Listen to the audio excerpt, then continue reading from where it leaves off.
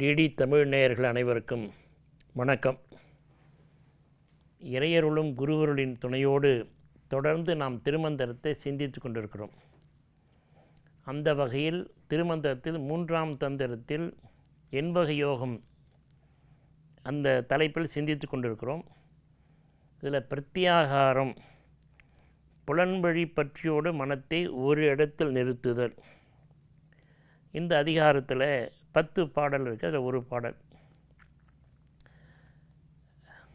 இந்த பாடல் கொஞ்சம் சிக்கலான பாடல். 584வது பாடல். 584வது பாடல். இதுவரை என்னிடம் ஒரு 10 உரை இருக்குது திருமந்திரத்துக்கு, நான் பார்த்த வரை. இந்த பாடலுக்கு மரபு ரீதியாக ஒரே பொருளைத்தான் சொல்லியிருக்கிறார்கள்.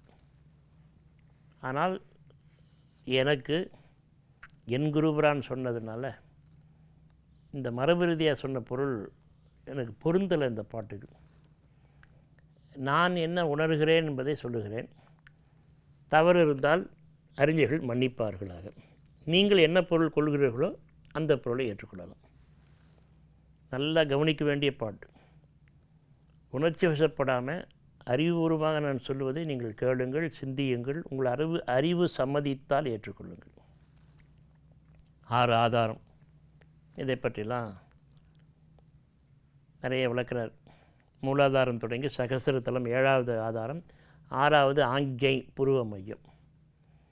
இப்போ ஒரு சிக்கலான பாட்டு, இதில் ஒரு நிறைய பாட்டு உள்ளே இருந்தாலும் இந்த பாட்டை ஏன் எடுத்தேன்னா, இதை கொஞ்சம் திருமந்திரம் எப்படியெல்லாம் பொருள் கொள்ளப்பட்டிருக்கு, உலகம் பூரா எல்லா உரையாசிரியர்களும் எல்லா பெரியவர்களும் எப்படி ஒரே மாதிரி பொருள் சொல்லியிருக்காங்க அப்படின்பது கொஞ்சம் சிந்திப்பதற்காக இந்த பாட்டை நான் தெரிவிச்சேன். பாட்டை கவனிங்க. பாட்டை சொல்கிற பொழுதே உங்களுக்கு சிக்கலான பாட்டு தெரிஞ்சிடும். எருவிடும் வாசலுக்கு 2 விரல் மேலே, கருவிடும் வாசலுக்கு 2 விரல் கீழே, உருவிடும் ஜோதியை உள்க வல்லார்க்கு, கருவிடும் ஜோதி கலந்து நின்றானே. இது பாட்டு. எருவிடும் வாசல் எல்லோரும் கொண்டிருக்கிற பொருள். எரு விடும் வாசல், உடம்பிலிருந்து வெளியே வருகிற கழிவு, மலம். எருவிடும் வாசல். 9 வாசல் வைத்தாய், ஒக்க அடைக்கும் போது உன்னை நான் உணர மாட்டேன், உன் பொன்னடிக்கே போதுகின்றேன், பூம்புகளூர் மேவிய புண்ணியனே. அப்பர் தேவாரம் கடைசியாக பாடுற பூம்புகளூரில் பாடின பதிகம். திருப்புகளூர், பூம்புகளூர். 9 ஓட்டையை பற்றி பேசுகிறார். 9 வாசல் இந்த உடம்புல இருக்குது. ஔவையாரும் பாசுகிறாங்க, விநாயகர் அகவல். 9 வாசல் உள் தாழிடவும், 5 கதவும் அடைப்பதும் காட்டி. அப்போ 9 ஓட்டை இருக்கிறத எல்லாரும் சொல்கிறாங்க, எல்லா ஞானிகளும் சொல்கிறாங்க.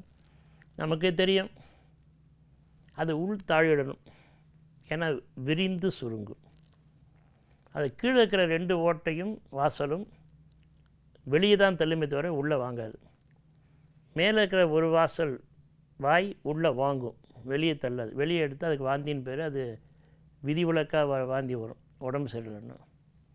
உள்ளே தான் வாங்கும். மூக்கு உள்ளேயும் வாங்கும், வெளியே உள்ளே வாங்கி வெளியே விடும். வாய் உள்ளே மட்டும் வாங்கும். கீழே 2 ஓட்டை வெளியே தான் தள்ளும். சரி, இப்போது பாட்டை கவனிங்க. கருவிடும் வாசல் அப்படின்னா என்ன? மலங்கழிக்கிற வாசல் எல்லாருக்கும் தெரியும். அதுக்கு 2 விரல் மேலே.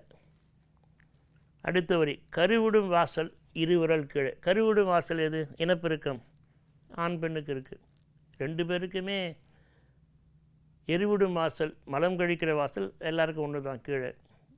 கருவிடும் வாசல் கொஞ்சம் வேறுபடும், இருந்தாலும் அதுக்கு 2 விரல் கீழே, மலங்கழிக்கிறதுக்கு 2 விரல் மேலே. இதுக்கு இடையில் எது இருக்கா? அங்கே தான் மூலாதாரம் இருக்குதுன்னு எல்லாரும் எழுதுகிறாங்க. ரைட். அங்கே என்ன இருக்கான்? உருவிடும் ஜோதி உள்க வல்லாருக்கு. அந்த மூலாதாரத்தில் மூலத்தில் மூல கணபதி இருக்கிறார். மூல கணபதி மூலாதாரத்துக்குரிய தெய்வம். அங்கே உருவி வருகிற, புறப்பட்டு வருகிற அந்த கோடி சூரிய பிரகாசமாக இருக்கிற அந்த ஜோதியே உள்க வல்லாருக்கு. நினைந்து நினைந்து ஊற்றெழும் கண்ணீர், அதனால் நினைந்து உணர்கிற அந்த ஆற்றல் பெற்றவருக்கு கருவிடும் ஜோதி கலந்து நின்றானே பாட்டு. எங்கே சிக்கல் வருகிறது? எல்லாரும் ஒரே எழுதியிருக்கிறாங்க. ஜோதி அங்கங்கே இருக்கும்.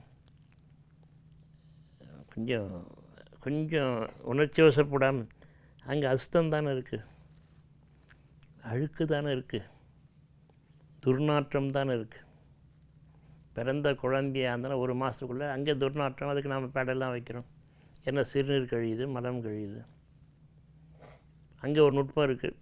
அந்த எரிவிடும் வாசல் கருப்பை நான் சொன்னேன் இல்லையா, அந்த ரெண்டுக்கும் இடையில மட்டுமே அந்த 2 அங்குலத்து 1 அங்குலம் தான் இருக்கும். இல்லை சில பேர் 2, அது மட்டும் ஸ்கின் தைச்ச மாதிரி இருக்கும். வேறு எங்கே இப்போ இங்கே 9 ஓட்டை இருக்க எங்கேயா ஸ்கின் எல்லாம் முழுக்கியாக தானே இருக்குது. அங்கே மட்டும் ஸ்டிச்சிங் போட்ட மாதிரி இருக்கும்.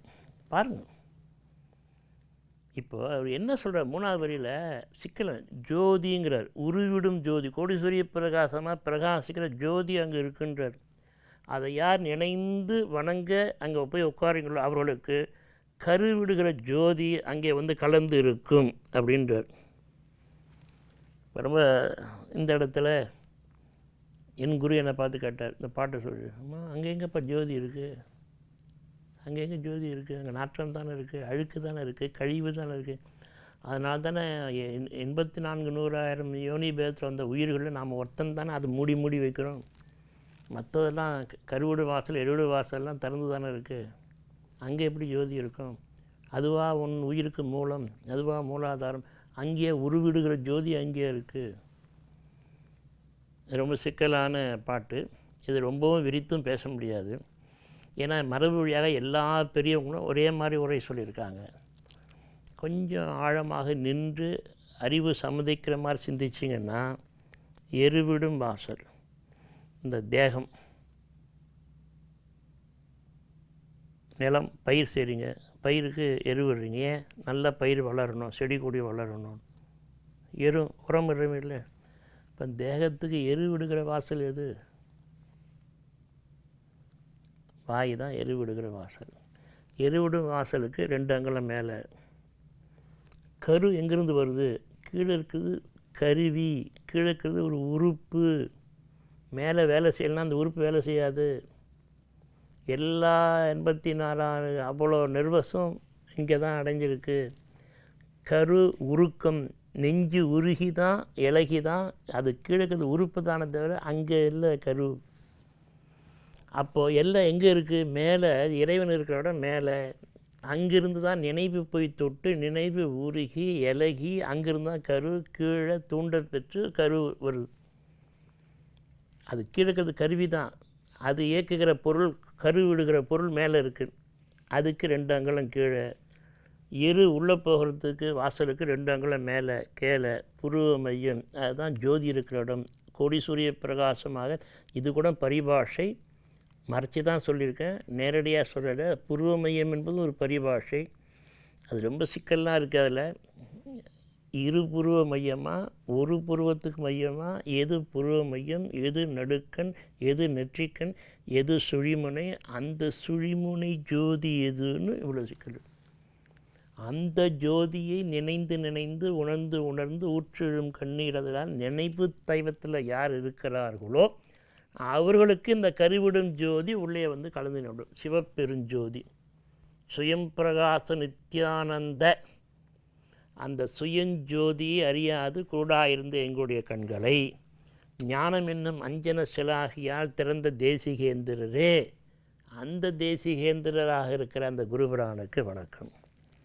அப்படியானால் இந்த பாட்டில் இதுவரை வந்த உரைகளில் எல்லா பெரியோர்களும் எருவிடும் வாசல்னா மல துவாரத்தையும், கருவிடும் வாசல்னா இனப்பெருக்க உறுப்பையுமே சொல்லி அதுக்கு கீழே அந்த இடத்துல ஜோதி இருக்கிறதா சொல்லித்தான் உரை எழுதியிருக்கிறாங்க.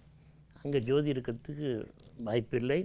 எருவிடும் வாசல் என்பது அவர்களுடைய வாய், கருவிடும் வாசல் மேலே இருக்கிற சகஸ்திரத்தலம், 2க்கும் இடையில் இருக்கிறது புருவ மையம், அதுதான் நெற்றிக்கண், மணக்கண், உலக்கண், அறிவுக்கண். அங்கே தான் அந்த ஜோதி இருக்குது.